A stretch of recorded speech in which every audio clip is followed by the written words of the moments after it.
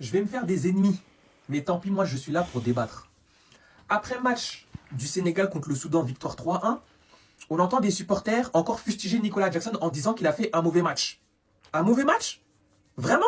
Je vous le dis clairement, Nicolas Jackson, aujourd'hui, il n'a pas fait un match excellent, il a fait un match correct. Voilà. Et moi, je souhaite débattre avec ceux qui ont une analyse froide des matchs. Et pas ceux qui gardent leur rancœur des matchs précédents, qui vont s'empresser de dire « Eh, Nicolas Jackson, dératé, non, non, non, non, non, non, non. » Parce qu'à force de sortir uniquement ce qui fait de mal, en fait, sans le savoir, vous devenez plus dur que si vous deviez juger d'autres attaquants comme par exemple Osimhen ou Guirassy. Osimhen, par exemple, je prends un exemple. Nous, on est Sénégalais, ok? Quand on regarde le match du Nigeria, vu que ce n'est pas notre pays, on ne met pas l'énergie et les émotions dedans. C'est-à-dire qu'on regarde ça vraiment comme un spectateur. On s'en fout du résultat. Osimhen, c'est quelqu'un qui met des buts en sélection, mais c'est aussi un attaquant qui rate beaucoup. Sauf qu'un supporter sénégalais qui va regarder le match du Nigeria, lui, vu qu'il ne tient pas à cette équipe-là, il va retenir que Osimhen, il a marqué, mais il ne va pas retenir tous ses ratés à côté. Et ça, on l'a vu même en qualification de Coupe du Monde. Mais par contre, quand il regarde le Sénégal, il va être, par rapport à ces jugements qu'il a eu par rapport à Nicolas Jackson, au moindre fait qu'il va faire, il va dire, oh, regarde, il est nul, etc. Et à partir de ce moment-là, vous n'êtes plus objectif. En plus de ça, j'ai l'impression que avec Nicolas Jackson, vous oubliez la réalité en Afrique, et surtout au Sénégal. En Afrique, pour un neuf, le fait de marquer, il n'y en a pas beaucoup qui le font. Là, ces dernières années, c'était quoi? C'était Vincent Aboubakar, etc. Mais sinon, surtout la réalité au Sénégal, où ça, je vous l'ai répété, je vous l'ai dit plein de fois dans les vidéos. Je vous ai dit, le Sénégal n'a jamais eu besoin d'un neuf très efficace, vu que nos buteurs, ce sont nos ailiers et nos milieux de terrain. Je vous ai fait une vidéo, je vous ai dit ça. Aujourd'hui, qui a marqué? C'est notre ailier Ibrahim Bey, et doublé de notre milieu de terrain. Pourquoi? Parce que le rôle du numéro 9 en sélection, c'est de mettre dans les meilleurs, au Sénégal en tout cas, vu la réalité qu'on a et vu notre type de jeu, c'est de mettre dans les meilleures conditions ses coéquipiers autour de lui. Surtout de faire en sorte que nos milieux de terrain soient face au jeu, face au cage. Parce que nous, quand on est face au cage, c'est là qu'on devient dangereux. Sadio Mané, c'est quand il est face au cage qu'il est dangereux. Pape Gueye, c'est pareil. Tous les autres milieux, c'est pareil. Maintenant, avoir dit tout ça, les gens disent à la fin du match, oui, Nicolas Jackson fait partie des flops, etc. Vous, de base, avez dit que vous voulez un attaquant efficace. Et je vous ai dit que si vous cherchez des attaquants qui mettent des triplés en Afrique, vous vous êtes trompé de rêve. On est en Afrique. À la CAN, on ne laisse pas un numéro 9 se promener où il veut, etc. C'est mort. Donc vous avez dit que vous voulez un numéro 9 efficace. D'accord, pas de souci. Première action, l'action qui mène au but de Pape Gueye. Pape Gueye, là, si à l'entrée de la surface, il n'y a personne là, vous pensez c'est le travail de qui? Parce que là, bien sûr, il y a aussi le travail de Ismaïla Sarr qui ramène un défenseur. Okay, là-bas, là, c'est qui là-bas? C'est Nicolas Jackson. Et regardez, le défenseur qui est à sa droite, il le surveille. Ça veut dire que Nicolas Jackson, de par ses mouvements, l'a emmené là-bas. Et en fait, c'est dans ça que je vous dis que vous ne vous rendez pas compte dans le jeu, les petits détails. Vous vous retenez que, Dougalna, il a marqué, il n'a pas marqué, etc. Et vous, en fait, vous faites que ça. Vous faites que ça. Mais vous oubliez les gestes qu'il ouvre de l'espace. Pape Gueye, là, il a le champ grand ouvert pour mettre son but. Et c'est ce qu'il a fait. Deuxième partie de, à ce qui paraît, Nicolas Jackson n'est pas efficace. La passe décisive, là, c'est qui? Est-ce que là, si tu mets un attaquant axial, cet attaquant axial, il est là-bas?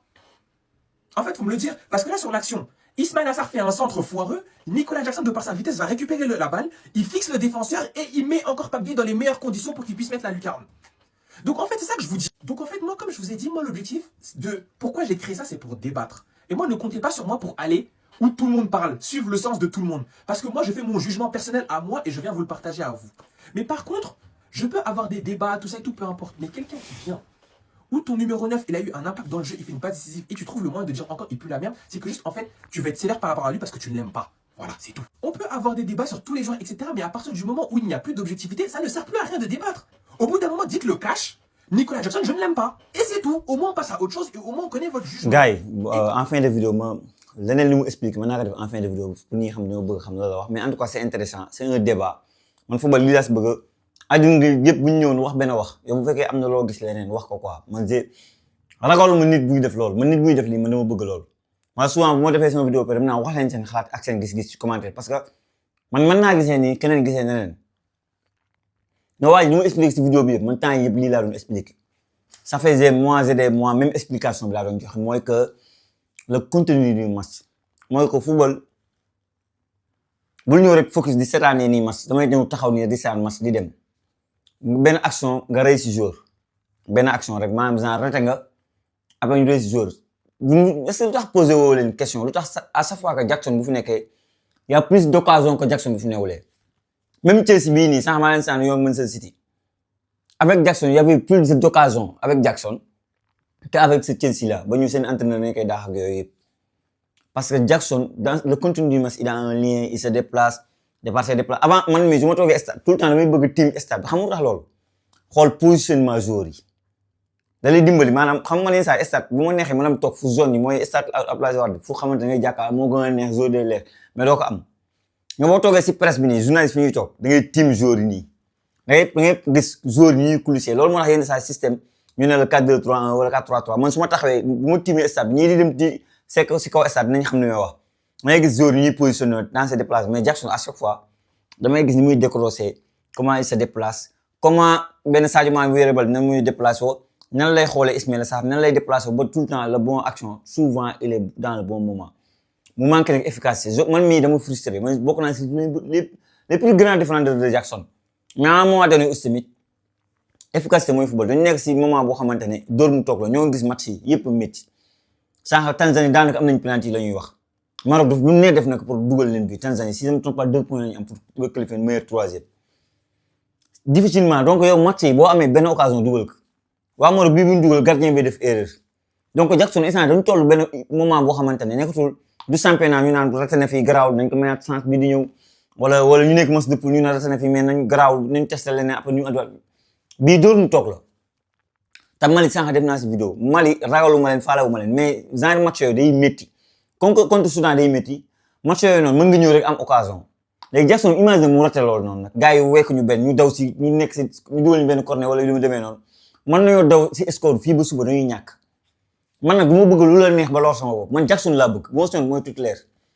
mais amul efficacité force de constater que Habib Diallo bi passé moitié occasion la am ak benn occasion bu leer mu dugal ko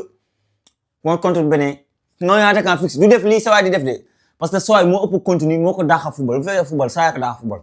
mais bu fekkee dugal Habib Diallo moo ko daax a dugal mais waaye li muy défendre je comprends bien li muy expliquer et c'est très bien expliqué même xam nga dem ñun ñëpp dañu doon classe même man dans le foot da ngay fàtte ne Jackson joxe na passe décisive Pape Gueye dugal il a fait une passe décisive et loolu dañ koy compter passe Jackson Sadio Mané ngi nii c'est le meilleur passe décisive de l'histoire de la CAN Jackson démb match boobu boo ko gagné joxe na passe décisive mais il doit changer am efficacité ngeen Lionel Messi bi ñu andee Thierry Henry avant Thierry Henry ay Ronaldinho tous ces joueurs là il a beaucoup appris à Barcelone ñu yaakaar dafa ñëw rek mën a coup franc il a beaucoup appris de Thierry Henry il a beaucoup appris de Ronaldinho joueur bu ñëwee dina nga nekk ak moom dama war a apprendre lu bëri ci moom yow nekk nga Bayern Henry Kane du ma wax jàngoo si moom de lu ma wóor laay wax mais jàngal si moom comment il est efficace Drogba wax na ko nee na man bu mu ñëwee Chelsea dama fa fekk Crespo nekk un très bon attaquant ñu koy nekkoon Milan et tout xam ngeen ko bu baax a baax bu gisee Crespo à l'entraînement day ñëw rek piqué mu dugal moom dañ koy préféré mu tirer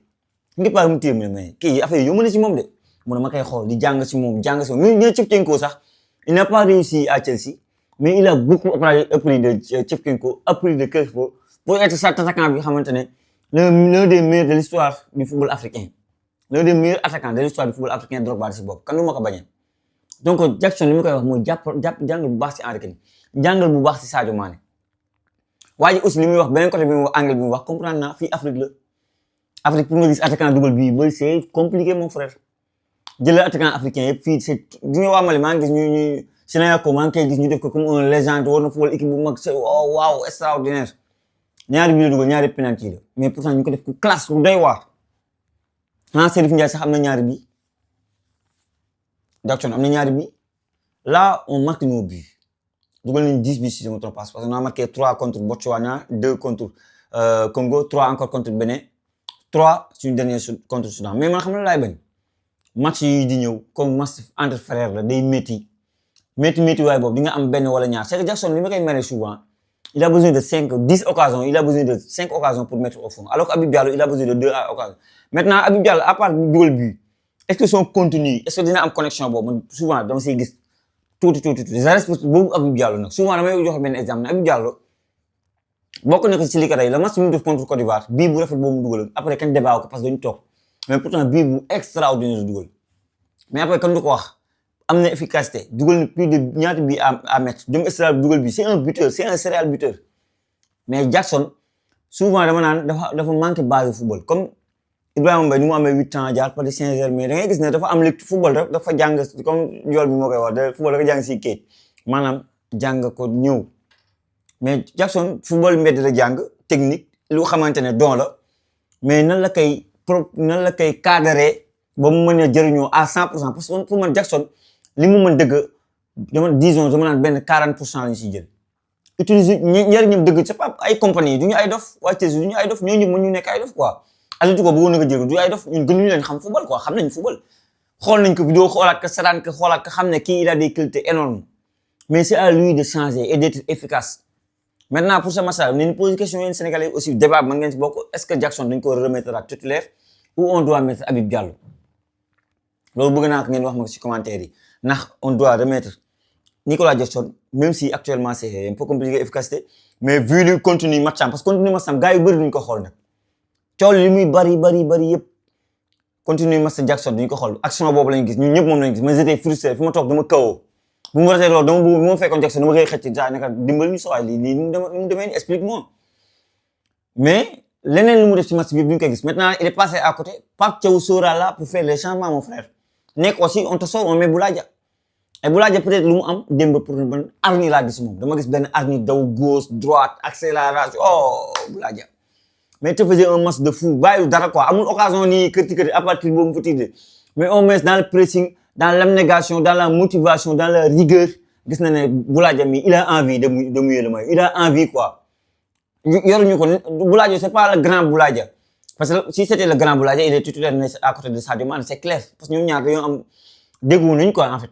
ba pare loolu su ma la dégg coupe du monde moo fi joué coupe d'Afrique yi moo si joué ak yooyu mais c'est à Jackson de prendre ses responsabilités Jackson du sax yoon man loolu dama koy waxati que Sadio Mané presque daanaka mooy diri suñu équipe ba tey ba nii te Sadio Mané wàccoon ak Sénégalais yi ndax bu ñu si tollu dëgg nekk ci dafa jël coupe d'Afrique nañu am jël Sénégal yóbbu drapeau fu kaw jël Ligue des champions desatul ñu dara